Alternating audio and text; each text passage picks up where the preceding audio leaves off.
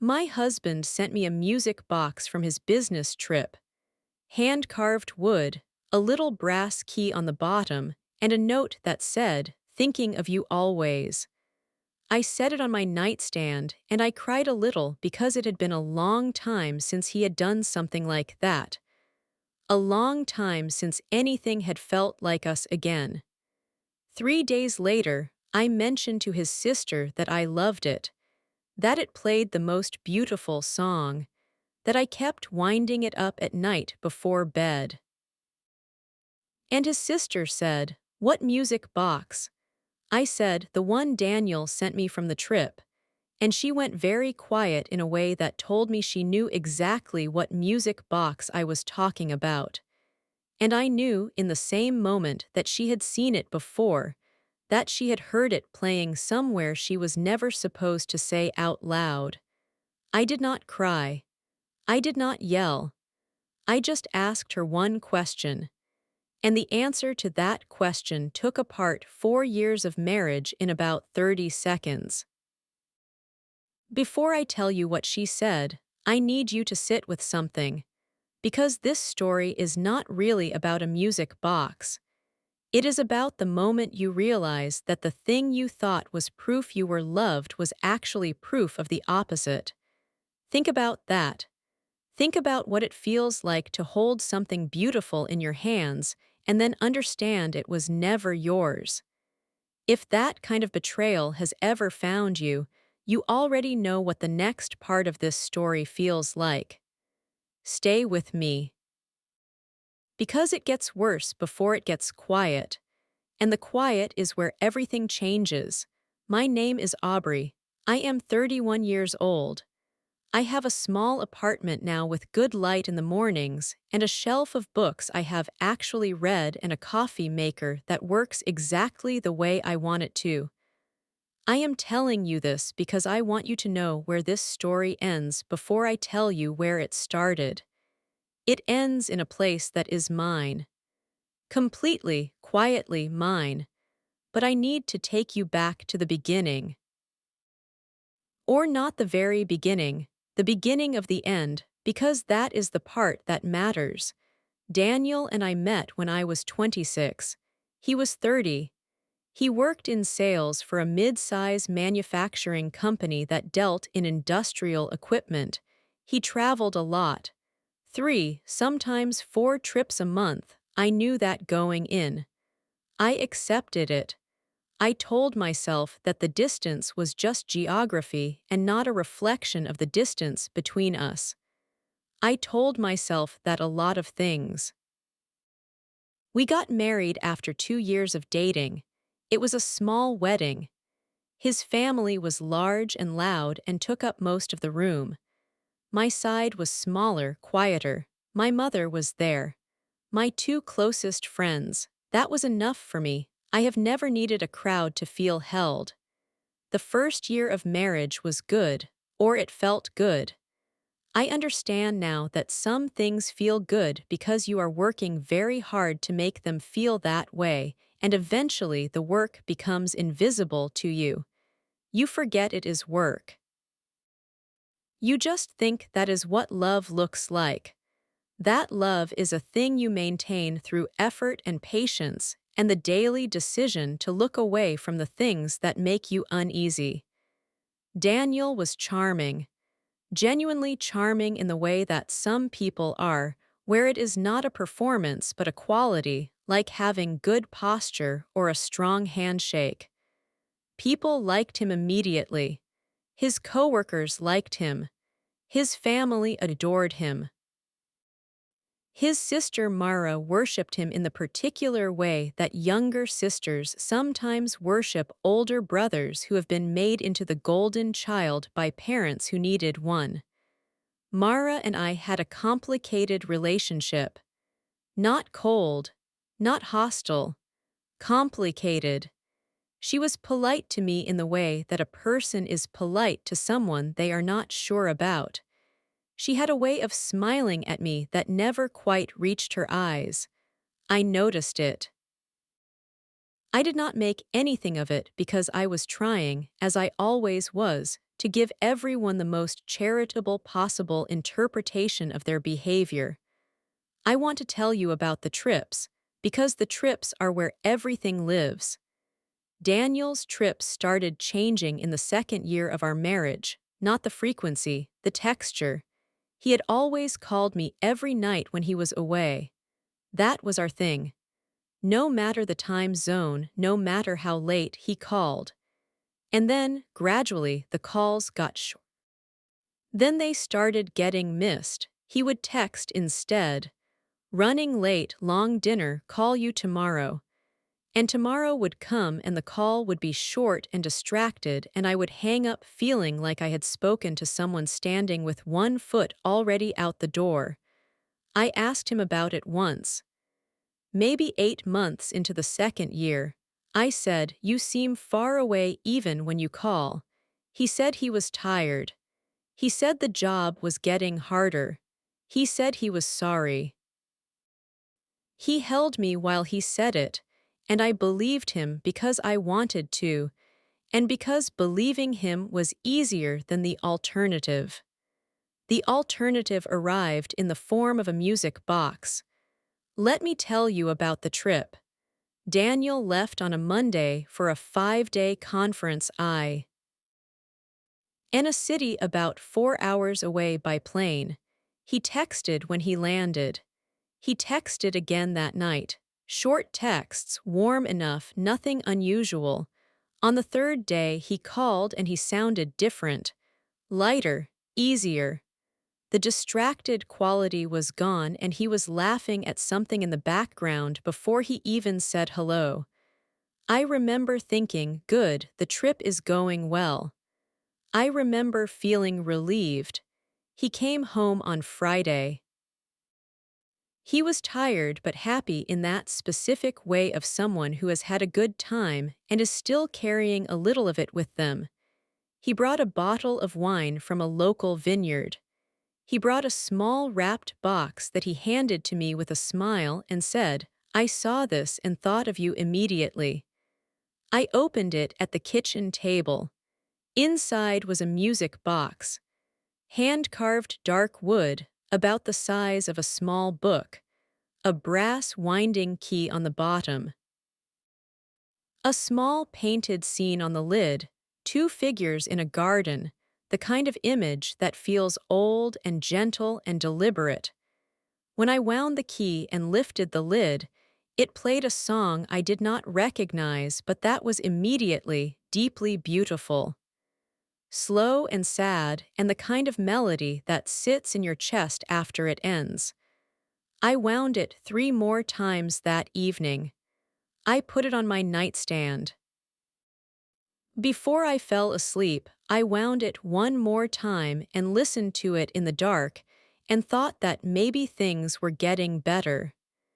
That maybe the distance I had felt for months was just a season and not a permanent condition. I thought that for 3 days. On Monday, Daniel left for another short trip. 2 nights. I was home alone and his sister Mara called to check in, which she did occasionally, not out of warmth toward me exactly, but out of the habit of staying connected to her brother's life through his wife. We talked for a few minutes about nothing important. And then I mentioned the music box. I said I had been sleeping better since he brought it back. I said the song it played was so beautiful, and I still could not identify it. I said it had been a long time since Daniel had given me something that felt so personal.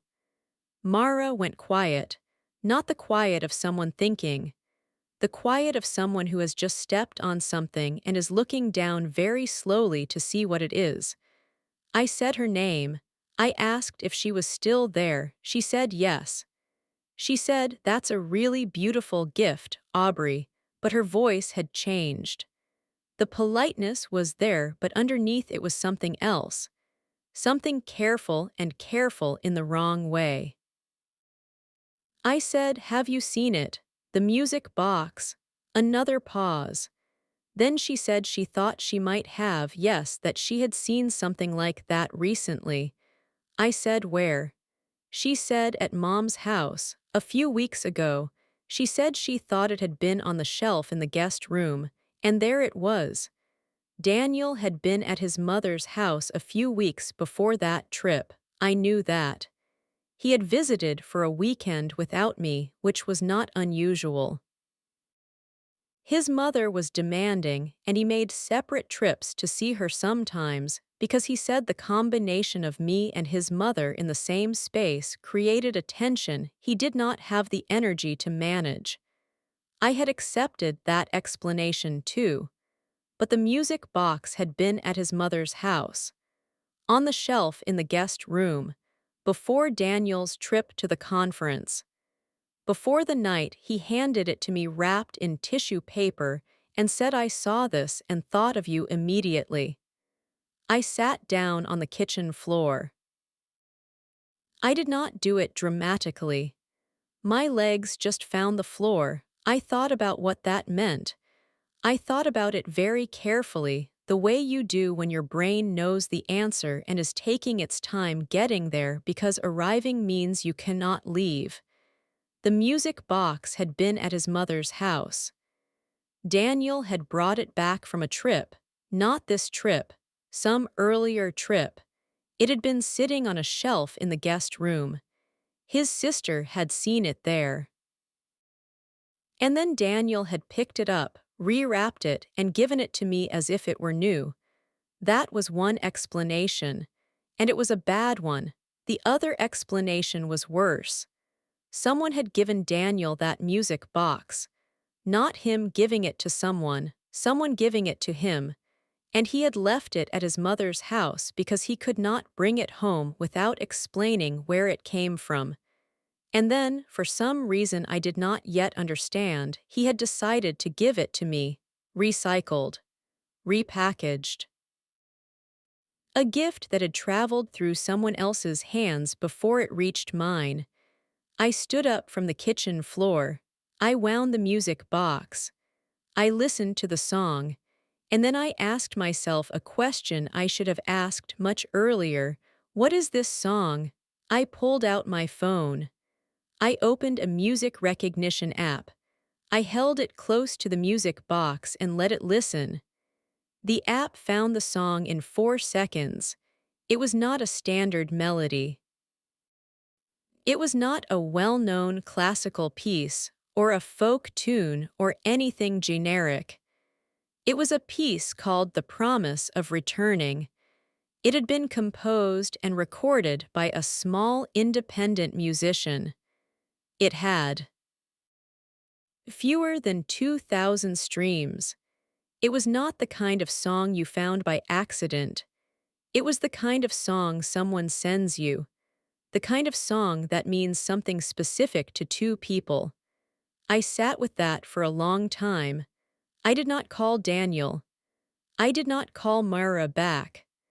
I just sat there in my kitchen, holding a music box that was playing a love song that my husband had not chosen for me, and I let the full weight of that fact settle into my body.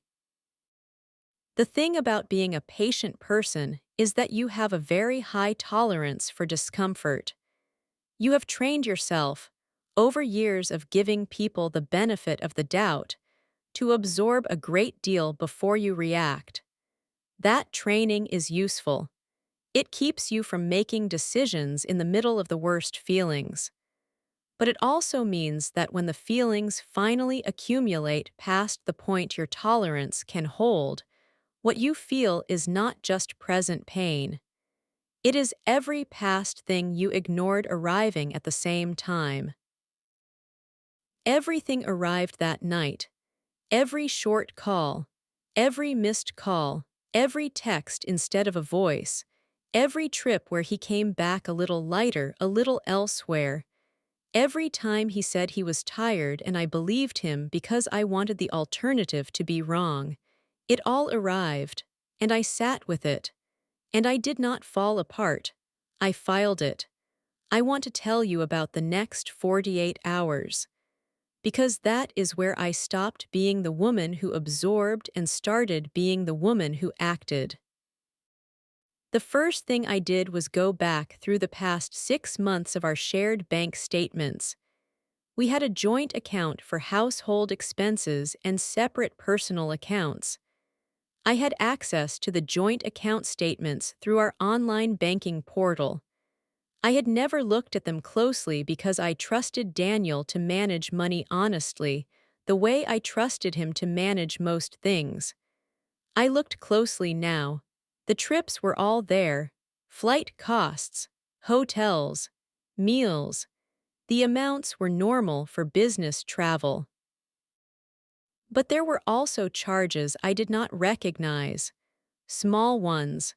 A florist in a city Daniel had visited twice in the spring, a jewelry store in another city, not expensive jewelry, a small purchase, $62, the kind of amount you spend on something delicate and meaningful rather than something grand.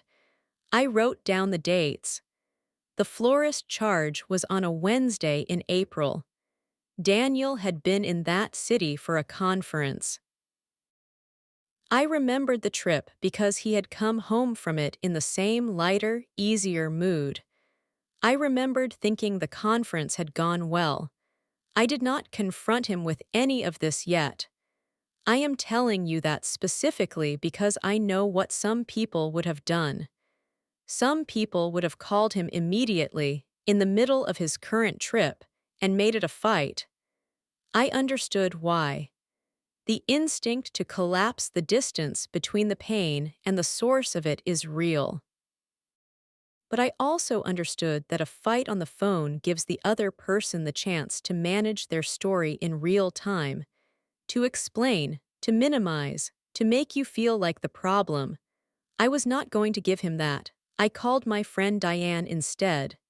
Diane is 43, 12 years older than me, and has lived through a divorce of her own.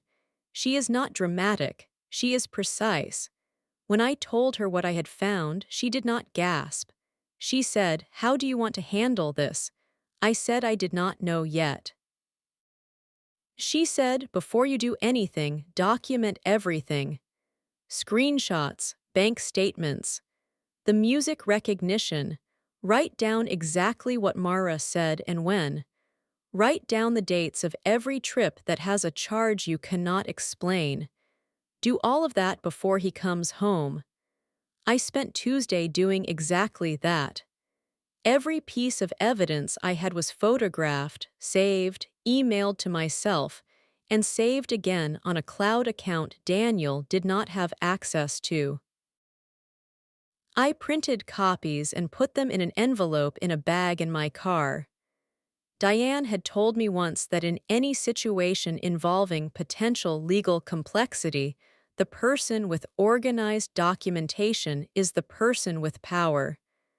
I had not understood what she meant at the time. I understood it completely now. Daniel came home Tuesday evening. He was tired. He kissed me on the cheek. He asked what was for dinner. I had made something simple. We ate. We talked about small things. He did not notice anything different in my face. Or if he did not say so.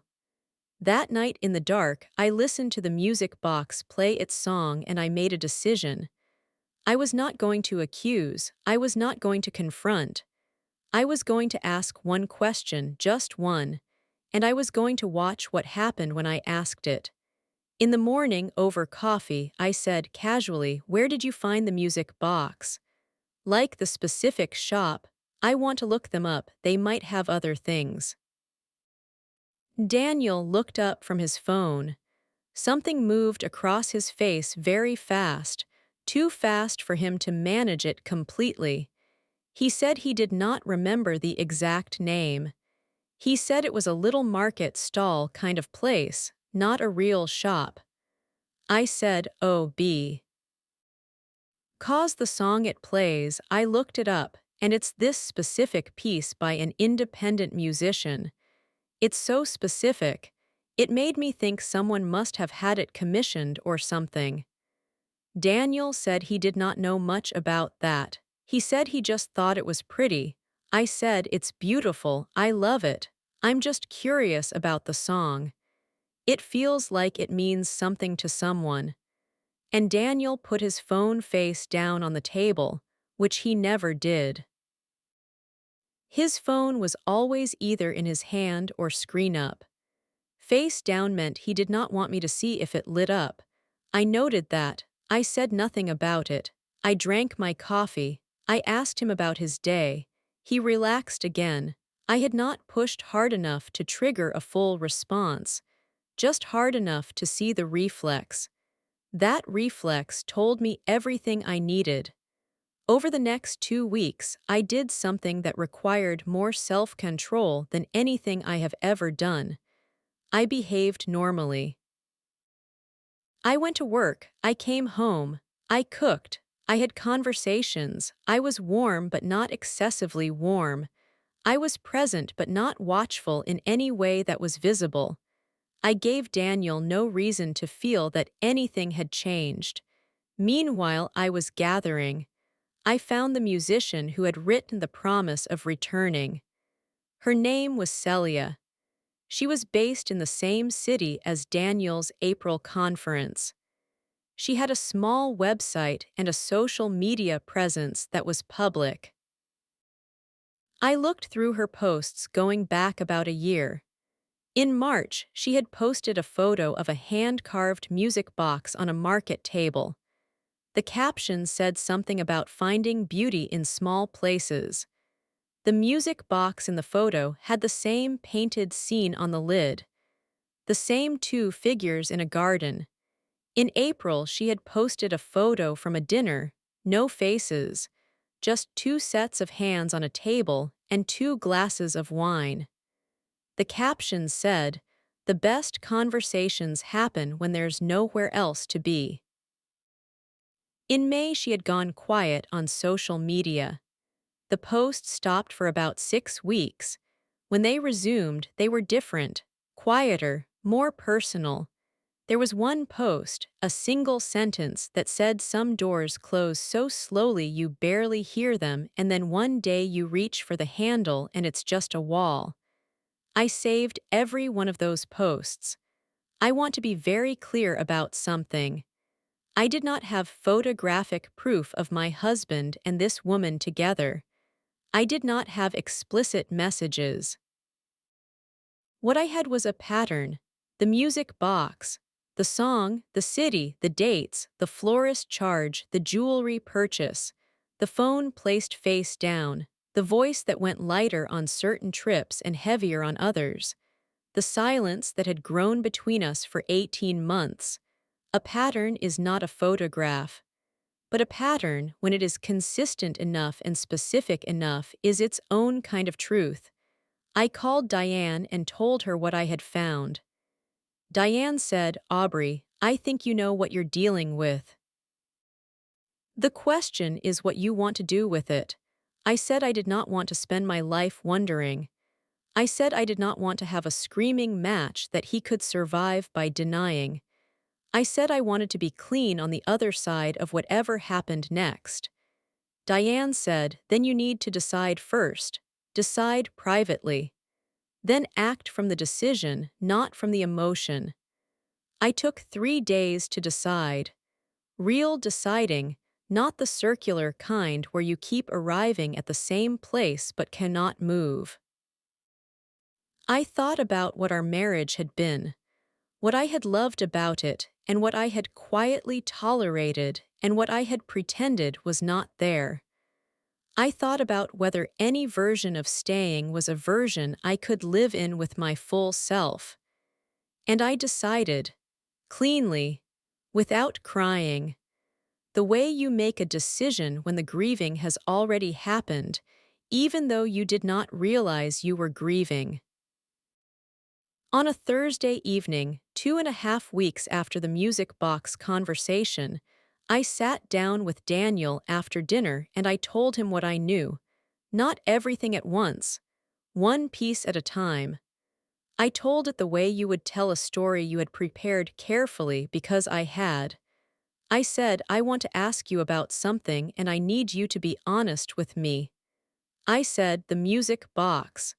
I said, I know it was not new when you gave it to me. I said I knew it had been at his mother's house.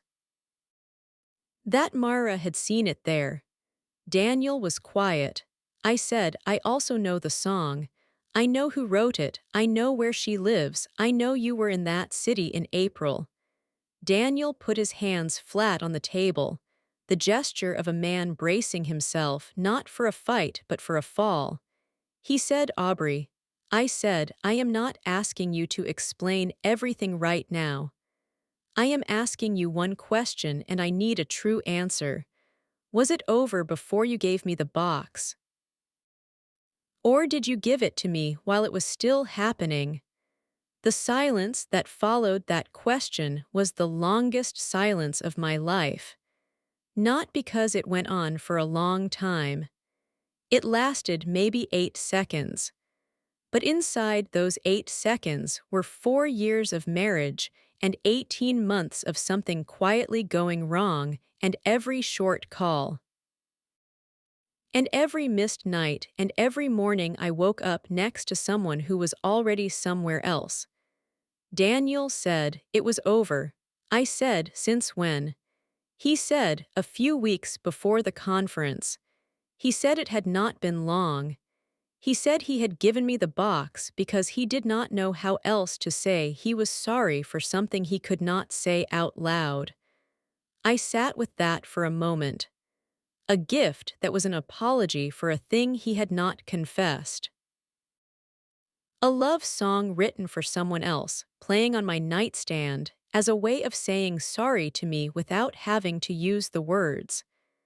I said, that is possibly the worst thing you have ever done. Not the affair, this, taking something that meant something between you and someone else and giving it to me like it was mine. Like I would not find out. Like I did not deserve something real. Daniel said he was sorry. I said I knew he was. I said sorry was not the thing I needed. I told him I had already spoken to Diane, who had referred me to a family law attorney. I told him I had documentation of the bank charges and the timeline. I told him I was not looking for a war. I was looking for a clean exit. Daniel looked like a man standing in a room that has just changed shape around him. The thing about men who are charming and used to managing situations is that they rely on the ability to respond in real time, to adjust, to find the tone that softens the other person. What I had given him was nothing to respond to. Just facts. Just a decision. Just the specific calmness of a woman who has already done her grieving and is now operating from the other side of it. He said, can we talk about this? Can we try? I said, Daniel, I spent 2 years trying in a marriage where I did not know what I was trying against. I am not angry enough to fight. I am just done. That sentence surprised him more than anything else I had said. I could see it in his face. He had expected anger. He had prepared for anger. He did not know what to do with someone who had moved past it. I stayed in the apartment that night. He left. I do not know where he went. I did not ask. What happened in the following weeks was quieter than I had expected and harder in the ways I had not prepared for. The legal process began. My attorney, a woman named Patricia who had been recommended by Diane, was efficient and direct and treated me like an adult who could handle information. We were not in a situation involving children or significant shared assets. The apartment was mine, my name on the lease. We had the joint account, which would be divided. Daniel had his salary, I had. The marriage had lasted 4 years. The paperwork, Patricia said, would be straightforward. Straightforward does not mean painless. It means there is a clear path through. I walked it. Daniel's mother called me 10 days after our conversation at the table. I had expected this. His mother is a woman named Roberta who has a very specific idea of how the world operates, an idea in which her son is always, in some fundamental way, not fully responsible for the things that happen around him.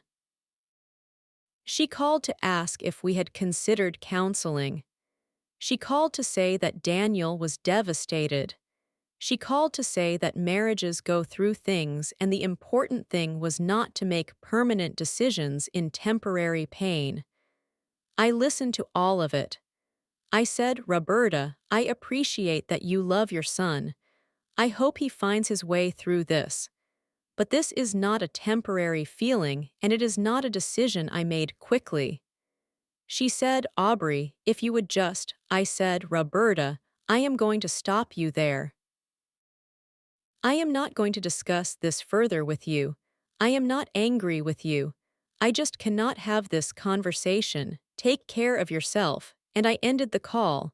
I want to tell you about Mara, because Mara is the part of this story that surprised me most. About 3 weeks after Daniel left, Mara texted me, not to her brother's defense, not to ask me to reconsider. She texted to say she was sorry. She said she had known something was wrong for months and she had not known how to tell me. She said the music box on the shelf at her mother's house had been there for weeks before the trip, and when Daniel had picked it up and rewrapped it before coming home, she had asked him about it. She said he had told her to let it go. She said she should have called me then. I read that text 3 times. I thought about how many people in a situation like mine know something and choose not to say it because saying it would cost them something in their own family. I did not blame Mara. She was a younger sister who loved her brother and did not want to be the one who lit the fire. But I also thought about what might have been different if she had called. And I let myself feel that for a while before I put it down. I replied to Mara. I said I appreciated her telling me. I said I did not hold it against her. I said I hoped she was okay. I meant all of it. The divorce was finalized 11 weeks after that tea. Thursday evening at the kitchen table. 11 weeks from the conversation to the signature. Patricia said that was fast. I said I had done my preparation ahead of time.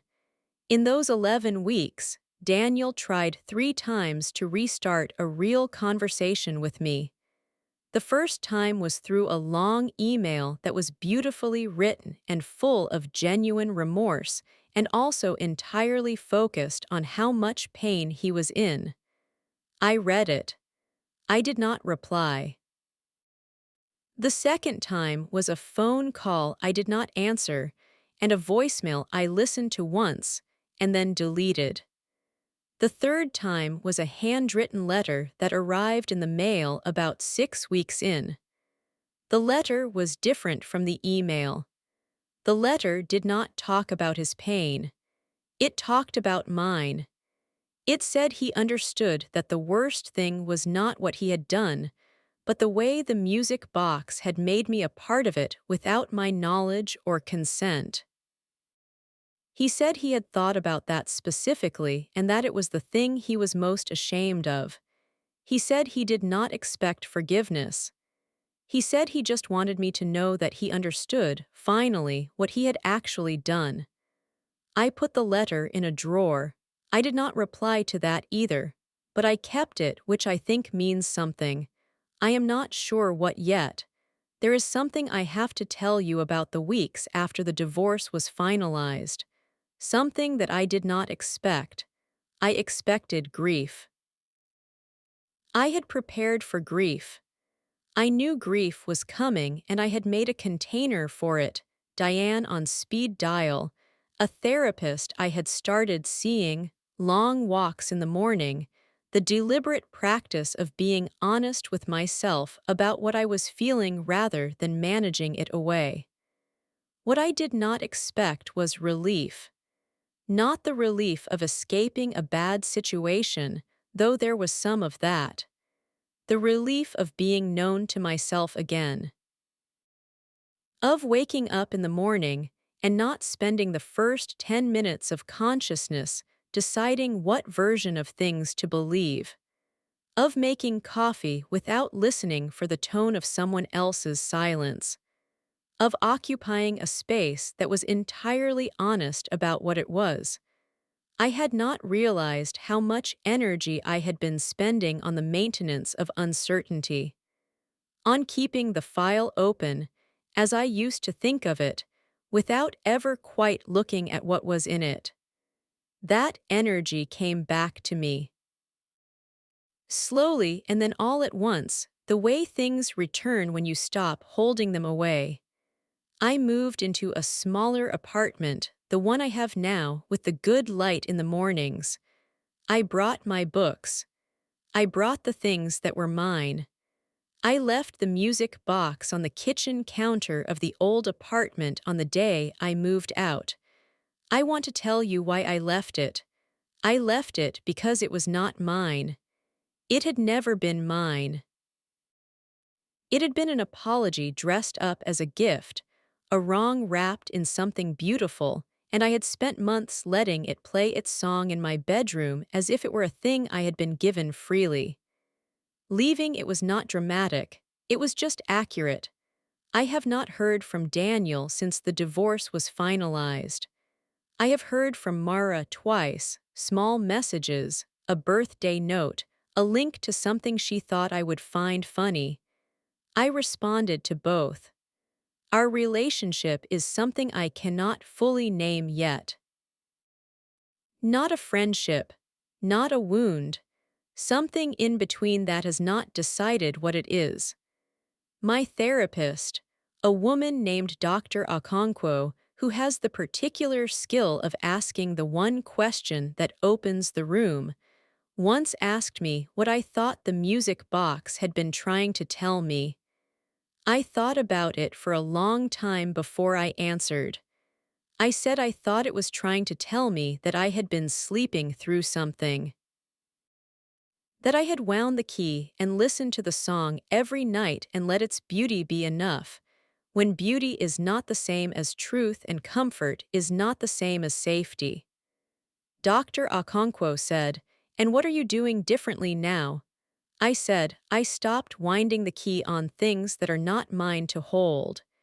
She wrote something down in her notebook and smiled. I want to tell you something about the woman who wrote the song. Not out of bitterness. Out of a kind of clarity that took a long time to reach. Celia posted something on her social media about 4 months after the divorce. She posted a photo of an empty shelf with a small square of dust where something had been sitting.